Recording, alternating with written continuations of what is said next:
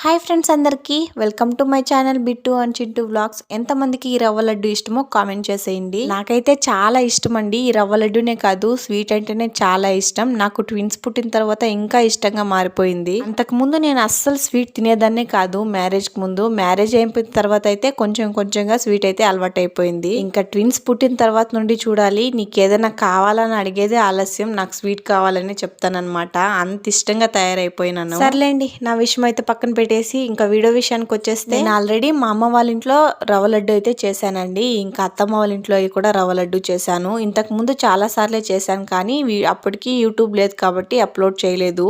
నేనైతే 2-3 టైమ్స్గా రవ్వ లడ్డు అయితే వచ్చు. నేను ఇదొక టైప్ అయితే రవ్వ లడ్డు చేశానండి. చాలా సింపుల్ అండ్ టేస్టీగా ఉంటుంది. ఎవరికైనా ఈ రెసిపీ డీటెయిల్గా కావాలనుకుంటే ఫుల్ వీడియో అయితే నేను అప్లోడ్ చేశానండి. ఎవరికైనా ఇంట్రెస్ట్ ఉంటే నా ఛానల్లో ఉంటుంది, ఒకసారి. అలాగే ఈ వీడియోకి ఒక లైక్ వేసి సబ్స్క్రైబ్ చేసుకోండి మన ఛానల్ని.